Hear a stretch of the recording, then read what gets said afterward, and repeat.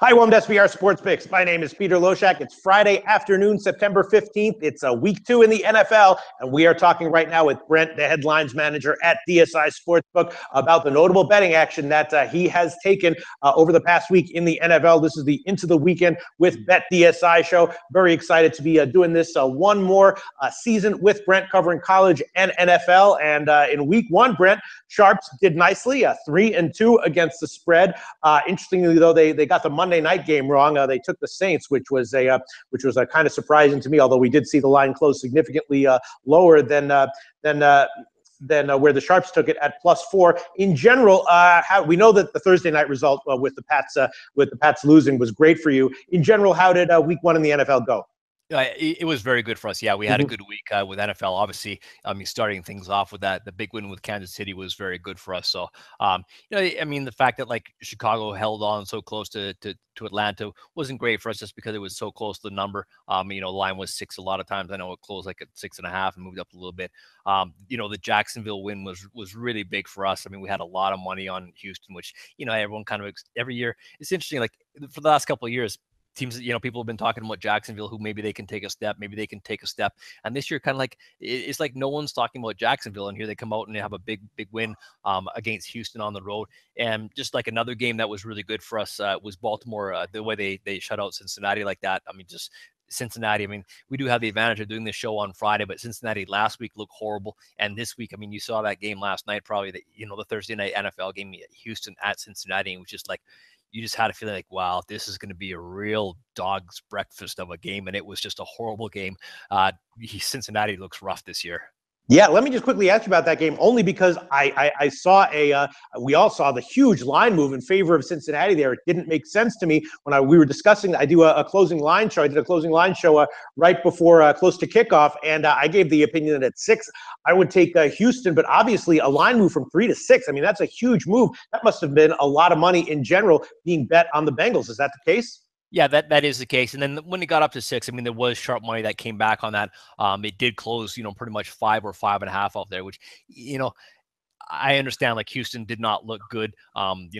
Jacksonville beating them at home. You had these two teams who were decent favorites at home in week 1, and both of them lost outright. And again, Cincinnati, Baltimore is you really expected Cincinnati to win that game. And obviously everyone expected Houston to handle Jacksonville quite easy. So it's interesting, it's fun because it takes a couple of weeks to really get an idea of these teams. Is Jacksonville, have they finally put it all together now that they've got a running game? Their defense has always been good. Or, and Houston, maybe are they going to get it together with the quarterback? Savage, I think, got pulled after the first half in week 1. So that, you think that might have solved some of their problems. But then again, last night, it's not like they put up a ton of points last night either. They didn't do a whole lot to, put a whole lot of points to beat Cincinnati as well. So it takes a while to kind of sift through this stuff. And one thing you definitely can't do is will team A beat team B and team B beat team C, so team A is going to beat team C or whatever. It's every day it's something different, which is kind of it makes it interesting and a lot more fun because you never know what's going to happen any given Sunday. For sure. All right. Well, let's get to the 3 interesting games that I want to ask you about. And I am going to ask you about the 2 games that do involve the Chiefs and the Pats, just because that result in week 1 on Thursday Night Football was so high profile.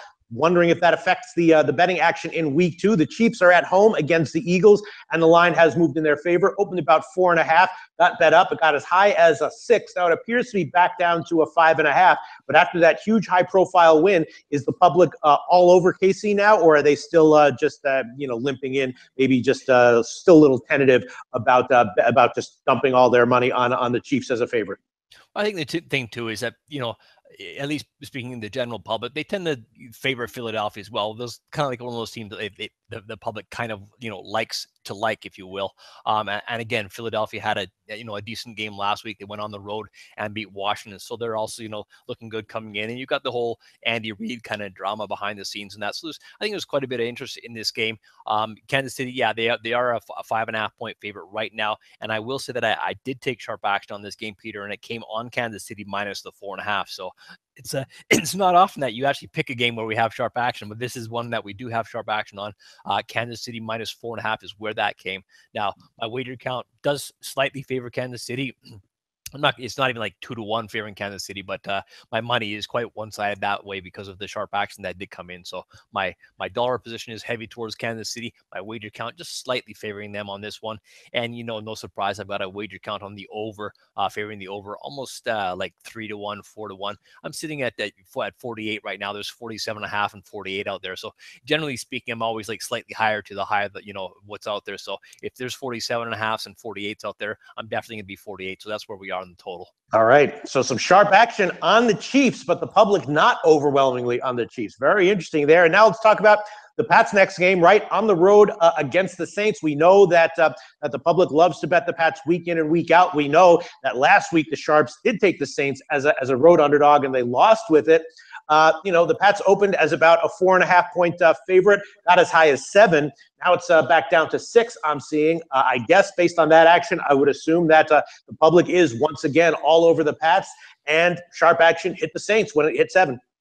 Yeah, I mean, I didn't get any sharp action here, but I'm sure that's what dropped the market right away. And again, sometimes you'll get hit first, and sometimes you kind of you read the market. It's kind of like reading tea leaves. You kind of know what happened, even though it might have not happened right to you, basically. Because I mean, everyone out there, I'm sure, is in a very similar boat to us in terms of their wager count is going to be very one-sided, favoring New England. I'm almost like 8-1 in terms of my actual individual wager count favoring New England. Now, again, I mean, we get New England money every single week, so it's not really a surprise at all that I've got New England money this week, and probably even more so because the mentality of a lot of people putting their money down is going to be like, if you told me before the season started, what are the odds that New England Patriots start out 0-2? Now, I mean, you could have probably said that for the next 10 years, and probably for the next 5, you can say that too. You just don't see it happening. So that's kind of a part of the mentality, I think, of people saying that there's just no way it's going to happen again. I mean, New England can't fall flat again. But yeah, I mean, they are a road favorite, which is never a good spot. But I've got, like I said, my wager count almost 8-1 favoring New England, and I've got obviously, corresponding. I've got, it is my biggest decision financially right now of the week is New England. So we need the Saints, and we hope the sharp guys were the ones who draw that number off the 7 right away. No surprise on my total as well. I mean, way one-sided towards the over. It's funny. I mean, we do this show week after week, and almost every single week I've got over money on the Saints games, and I've got over money on the Patriots games. So this week, yeah, I've got a whole lot of over money. But no sharp money on the under. No, not yet. No. And again, this did get bet up so far, and I think it's just public money driving it up. So, up to this point, when this drops, here I am thinking it's going to drop, hoping it's going to drop. This did open up like around 55 at most places. So it's up to 56.5 right now, but it's just public money driving that up. And again, this is, I always talk about games where maybe I don't have sharp action yet, but it's one of those games where if you take a look and see what happens on the weekend, if that number starts falling down, it's not public money. It's not even deep pocketed public money driving that down. Right. All right. Well, the Pats looking a little bit iffy in week 1. Doesn't matter at all as far as the public's concerned. Jumping all over the Pats, 8-1 in their favor as usual. Thanks so much, Brent. And then the last game I want to ask you about specifically is the Packers and Falcons. We know that usually the public does like to favor the Packers here, but of course on the road going up against the Falcons, that might not be the case. And the line has moved up a bit. It opened Falcons around 2. Now it's up to 3 market wide. So I guess I would assume that means pretty lopsided action from the public in favor of the Falcons. Maybe some early sharp action on the Falcons at -2. Yeah, I haven't seen this game move a whole lot from when we opened it up. This is one of those games where you've got it on Sunday night and you've got 2 pretty, marquee teams out there. I mean, we opened after, we let everyone get the first hit and we'll open up like a couple hours later. So we basically opened up where we are now, like, -3 dog 15, roughly in that area. We are sitting like 3 dog 20 right now. And just pretty much out there is, I guess the consensus line would be Atlanta -3 dog 20. My wager count is almost like 3-1 favoring Green Bay. And my money's almost dead even. So maybe bigger, what you might call, respectable money on Atlanta, definitely where we are right now, 3 even. But my wager count, no surprise, favoring Green Bay. And again, I mean, Green Bay looked pretty good, pretty dominant, especially defensively as they won last week against Seattle. But I mean, they seem to beat Seattle every time they play them, at least for the last couple of years. And Atlanta was on the road to Chicago. And again, that Atlanta was a real popular side in terms of our place and having a lot of money on Atlanta. So that result, was fairly good for us. And so you kind of like, well, if they couldn't handle Chicago, what are they going to do with Green Bay? But again, Sunday night, home team, everything changes. So if we need, Atlanta day of the game, I'm, definitely gonna be comfortable with that. The total on this one, again, no surprise. I always get over money on Green Bay games, and I've got over money here. My wager counts not crazy high, but almost about 3-1 favoring the over. So, no shock there. Again, New England every week and Green Bay every week on the over. Pretty much, you can take that to the bank. All right, I have to say I'm surprised to hear that a Super Bowl team in Week 2 as a home favorite is being faded by the public. But I guess the public a believer in the Packers more than the Falcons this week. Interesting stuff, Brent. So we already have a KC minus 4.5 as one play that took some sharp action in the NFL. What else can you tell us about notable sharp action from NFL Week 2? The first game I'm going to say is both Tennessee and the over. Now Tennessee is on the road at Jacksonville.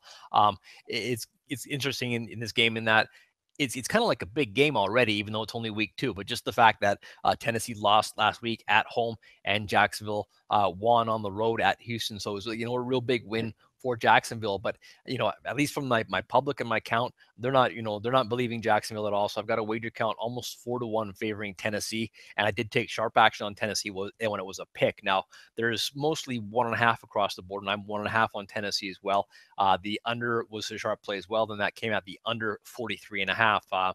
We're using 41.5 right now. So I do have slightly more public bets on the over, but again, it's just public betting the over as they often do. But I have more money on the under, so not quite a sharp public split in that I don't have like a dramatic over count, but I definitely do have more individual bets on the over, more money on the under this game. The reason I think this is an interesting game just to watch, like if it hangs and stays at 1.5 all week, then you'll kind of get a good feeling that that's the sharp play. But if it starts creeping back down to a pick, I think like I said, Jacksonville's one of those kind of like sneaky teams, and that a lot was expected of them in previous years, or more was expected, I'll say, and they never kind of realized it. But they've got a decent running back running back this season, it seems, and their defense has always been strong. So if it comes back the other way, you can be pretty sure based on the public count favoring Tennessee so far that if it does drop, I would say that's going to be sharp money taking it the other way. But as of right now, Tennessee minus a pick and the under 43.5 was sharp.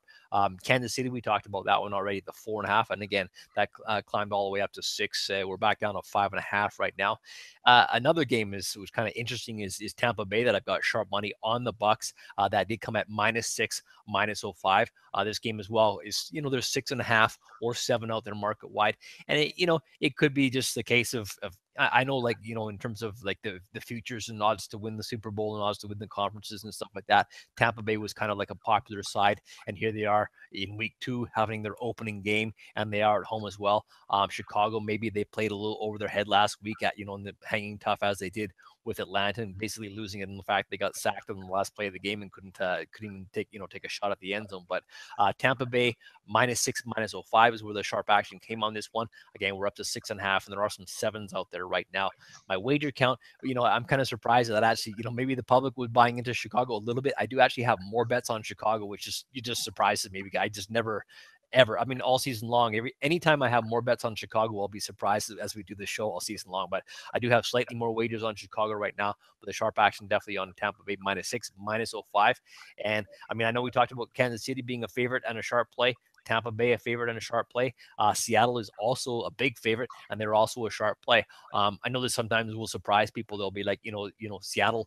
The sharp action that I took was at Seattle -13. Now they're at home to San Francisco. Lions 14.5 across the board right now, and people sometimes question, like, do sharps lay big numbers like that? And it's like, well, yeah. I mean, the mentality, the way sharp guys look at games like this is if they think the right number is, say 15, and they have to lay 13. They're going to lay that. I mean, it's all about taking that small edge and applying it over a large amount of games. So, do they play, heavy favorites like this? Absolutely. And again, San Francisco, they couldn't score last week. So how are they going to score at Seattle this week? I don't know. San Francisco's defense didn't look, like it was all that great against Carolina last week either. So I feel comfortable with this play as well. I mean, I'm not, taking the rubber band off my bankroll, but Seattle was definitely a sharp play at -13, Peter. Unreal. Great information. Is that it, Brent? That's all you have for NFL? Yeah, I mean, we usually touch on the sides where I've got, a really high wager count. no surprise that New England's always getting money. So that wager count we talked about already. Arizona is a real big wager count for us as well. Now Arizona is on the road at Indianapolis this week, so no Andrew Luck again.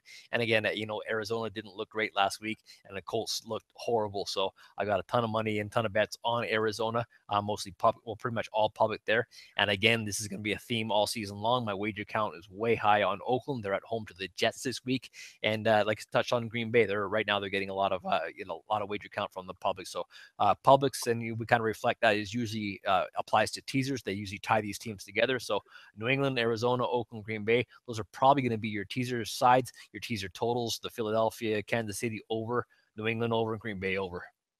Brent comes to us from BetDSI Sportsbook. Most interesting betting profile of the week is that Tampa Bay Chicago game. Public favoring the underdog, and sharp money coming in on the favorite. Brent, thanks so much. As always, we really, really, really appreciate it. Talk to you again next week. Hey guys, thanks for tuning in to our channel. Now, we've put a lot of work into producing all these free videos, so please help us out and keep all our content free for you forever by simply liking, sharing, commenting, and subscribing. Now, not to mention, a visit to our industry-leading website will warm the hearts of all our SBR employees, especially myself. Now, the links are over there to the left, so do check those out. Thanks for watching.